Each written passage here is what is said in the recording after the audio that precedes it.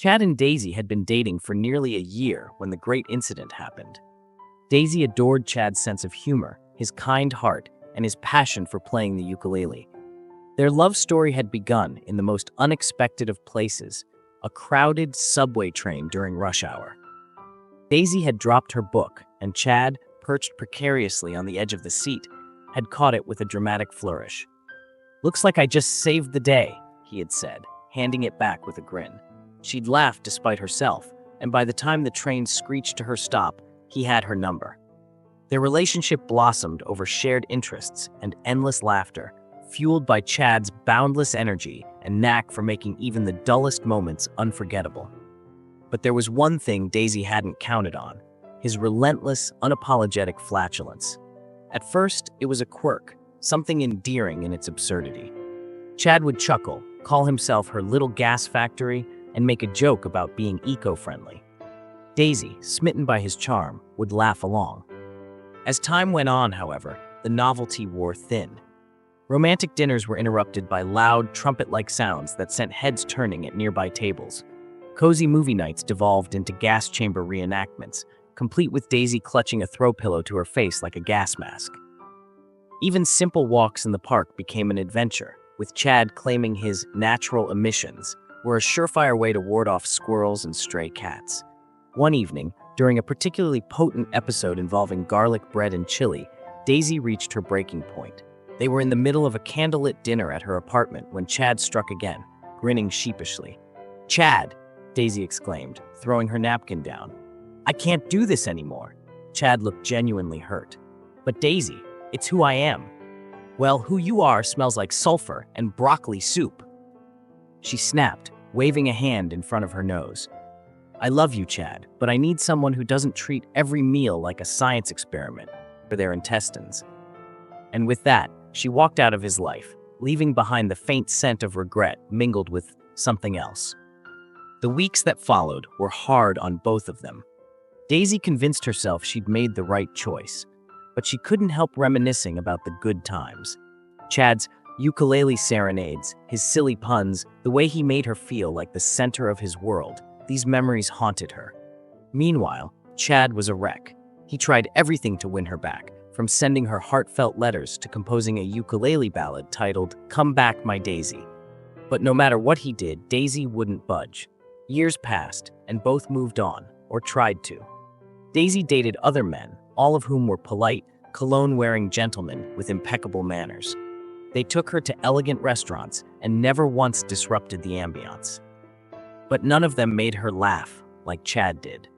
None of them had his warmth or his unique ability to clear a room in under 5 seconds. Chad, on the other hand, focused on self-improvement. He joined a support group called Silent But Deadly, where members shared stories and strategies for dealing with their condition. He learned breathing techniques, dietary adjustments, and even dabbled in aromatherapy, though his efforts often backfired spectacularly. One evening, Daisy attended a lavish costume party by the beach, hosted by a mutual friend. She dressed as a mermaid, complete with a shimmering tail and seashell tiara. The night was perfect: laughter, music, and the scent of gourmet food wafting through the air. Daisy felt a pang of nostalgia as she sipped her cocktail, thinking of Chad. That's when it happened. A familiar aroma cut through the air like a warm, invisible beacon. Her eyes widened as memories came flooding back. "No, it can't be," she whispered. She sniffed again, following the trail through the crowded room, past the pirate by the punch bowl, around the fairy wings snagged on a chair, and into the garden. The scent grew stronger, unmistakable. It led her out to the beach, where the moonlit waves sparkled like diamonds. There, standing by the shore in a mysterious costume that covered his face, was a man. "Chad?" Daisy called out, her voice trembling. The man turned slowly, his cloak billowing in the ocean breeze. He said nothing. Instead, he took a single step forward and let one rip. It was unmistakable, the unique symphonic blend of cabbage, beans, and something inexplicably Chad. Daisy's heart swelled. "It is you!" she cried, rushing toward him. Chad removed his mask, his face beaming. "Daisy, I've been waiting for this moment. I knew you'd come back to me someday. And when you did, I wanted to make sure you'd recognize me by my essence." Tears streamed down her face as she threw her arms around him. I was such a fool to leave you. No one else's farts could ever compare." They stood there, holding each other as the waves crashed against the shore. And as they kissed under the moonlight, a gentle breeze carried Chad's unmistakable scent back toward the party, causing guests to scatter in confusion. From that day forward, Daisy embraced Chad for all that he was. They built a life together, full of love, laughter, and a healthy supply of air fresheners. And while their unique romance often raised eyebrows, they knew they had something truly special. Because love, like gas, has a way of rising to the occasion.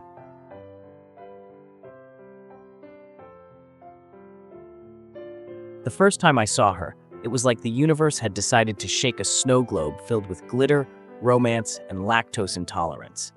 There she was, standing in the dairy aisle of Finnegan's Grocery, holding a tub of whipped cream cheese like it was the Holy Grail.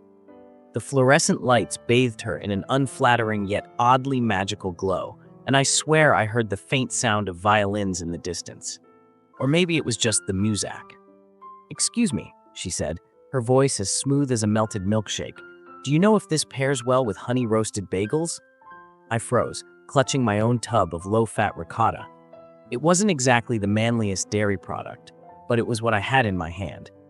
Yeah, I stammered. Cream cheese and honey bagels are basically the Romeo and Juliet of breakfast foods."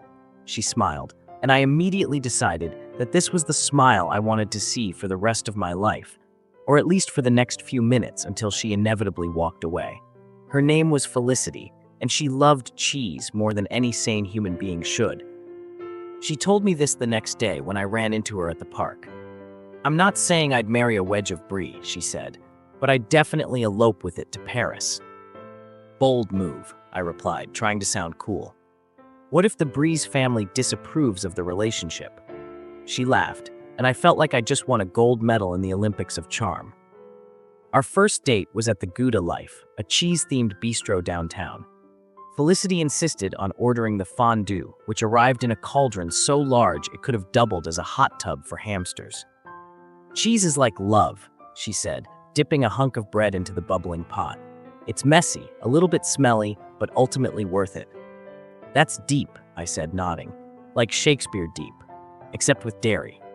She grinned. "You get me." By the end of the meal, we'd eaten enough cheese to clog the arteries of a small village, and I was completely smitten. Our relationship blossomed like a wedge of blue cheese left too long in the fridge, beautiful, unexpected, and slightly funky. Felicity was unlike anyone I'd ever met. She had a laugh that could cure minor illnesses and a talent for turning even the most mundane moments into absurd adventures. One time, we went to a wine and cheese tasting event. While everyone else was swirling their Merlot and nibbling politely on Gruyere, Felicity decided to stage an impromptu cheese rolling contest. She rolled a wheel of manchego straight into a waiter's legs, causing him to topple like a domino and spill an entire tray of Pinot Noir. We were politely asked to leave. "I regret nothing," she declared as we walked out, still laughing. Of course, no love story is complete without obstacles, and ours came in the form of goats. Felicity had always dreamed of visiting a goat farm. "Goats are the unsung heroes of the cheese world," she said. "Without them, there'd be no Chev, no feta. It's criminal how underrated they are." So I surprised her with a weekend trip to Sunny Pasture's goat farm, thinking it would be a cute, romantic getaway. It was not. For one, goats are jerks. They ate Felicity's scarf, chewed on my shoelaces, and headbutted me in places that no man should ever be headbutted. By the end of the day, we were covered in mud, smelled like a barnyard, and were emotionally scarred by a particularly aggressive goat named Mr. Nibbles. "This is the worst romantic getaway ever," Felicity said, brushing hay out of her hair. "But it's still an adventure," I replied, trying to salvage the moment. "And isn't that what matters?" She looked at me, her eyes twinkling with mischief. "You're lucky I like you." The proposal was a fiasco. I had planned the perfect moment. A candlelit dinner at her favorite restaurant, followed by a stroll through the park where I would get down on one knee and present her with a custom-made engagement ring in the shape of a tiny cheese wedge. But life had other plans. First, the candles at the restaurant set off the fire alarm, and we had to evacuate. Then, it started pouring rain just as we reached the park, turning the dirt path into a mudslide. And to top it all off, I tripped over a tree root while trying to kneel, landing face first in a puddle. "Are you okay?" Felicity asked, trying not to laugh. "I'm fine," I spluttered, holding up the now muddy ring box. "Will you cough? Marry me?" She burst out laughing, then pulled me into a hug, mud and all. "Yes, you ridiculous man. Yes!"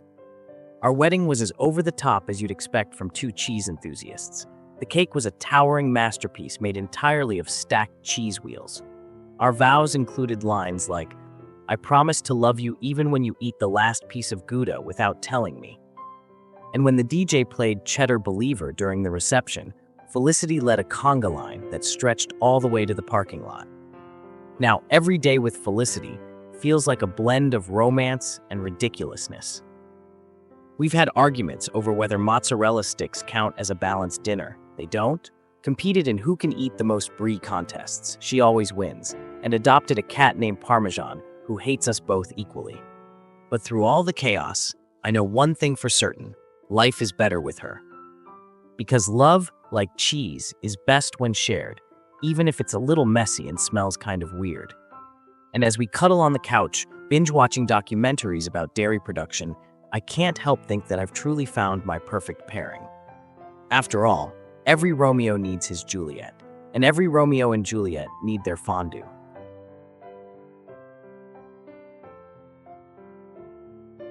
I first saw her on a Tuesday morning, the kind of day where the weather couldn't decide between drizzle and full-on biblical flood. My umbrella had betrayed me 10 steps outside my apartment, so I was soaking wet, clutching a lukewarm coffee, and wondering if life could get any worse. Spoiler, it could, but I didn't know that yet. Then she walked into Bean Haven like she owned the place. She didn't, of course. I'd asked the barista once and was told it was owned by some guy named Gary who probably lived in a yurt in Oregon. But there was something about her presence that made everyone stop and stare. Or maybe it was because she was yelling at her umbrella. "You absolute piece of trash," she muttered, shaking the thing like it had insulted her mother. "How hard is it to stay open in the wind?" I was hooked. Emma, because I later learned that was her name, thanks to the barista hollering it loud enough to startle pigeons outside, was a walking paradox. She was graceful, but only in the sense that she didn't trip over her own feet too often. She had this aura of mystery about her, like someone who knew all the secret menu items at Starbucks but refused to share. She always ordered a chai latte with extra cinnamon, then blew on it like she was conducting some sort of ancient tea ritual. I wasn't stalking her or anything. I just happened to be sitting near her every morning and memorizing her drink order, and maybe timing my visits to coincide with hers. Normal stuff. The first time she spoke to me, I was mid-sip of a particularly scalding Americano. "Hey, is this seat taken?" she asked, pointing to the chair across from me. I tried to respond, but instead I choked on my coffee and let out a noise that sounded like a dying seal. She stared at me, concerned, while I slapped my chest and wheezed. Real smooth. Are you okay?" she asked, taking a cautious step back. "Fine, totally fine," I rasped, my voice an octave higher than usual. "Have a seat." She sat down, and I immediately regretted my life choices. Not because I didn't want her there. I did, but because I realized I had no idea how to talk to her without sounding like an idiot. "So," she said, breaking the awkward silence, "what are you working on?" "Oh, this." I held up my book, trying to look intellectual. "It's The Stranger by Camus, a classic." She squinted at the cover. "Isn't that the one where the guy kills someone and feels nothing about it?" "Well, when you put it like that, yeah." She laughed, a loud, snorting kind of laugh that was utterly unladylike and completely perfect. Our coffee shop encounters became a regular thing. I learned that Emma was a graphic designer who freelanced because, and I quote, "I can't deal with corporate emails that say, 'circle back one more time.'" She was sarcastic, witty, and completely unfiltered. One day, I worked up the courage to ask about her notebook. She was always scribbling in it like a mad scientist. "Oh, this?" She held it up. "It's where I jot down all the ridiculous things people say. For example, last week, someone at the counter said, 'I'll have a pumpkin spice latte, but make it decaf because I don't need that kind of energy in my life.' That's going in the Hall of Fame." I froze. "Am I in there?" She gave me a sly grin. "You might be." Eventually, our coffee chats turned into actual dates. Our first official outing was to a local taco truck festival where I learned two important things about Emma. She had no tolerance for spicy food, and she refused to admit it. "Oh, this one's mild," she said confidently, biting into a taco that was basically a fire hazard.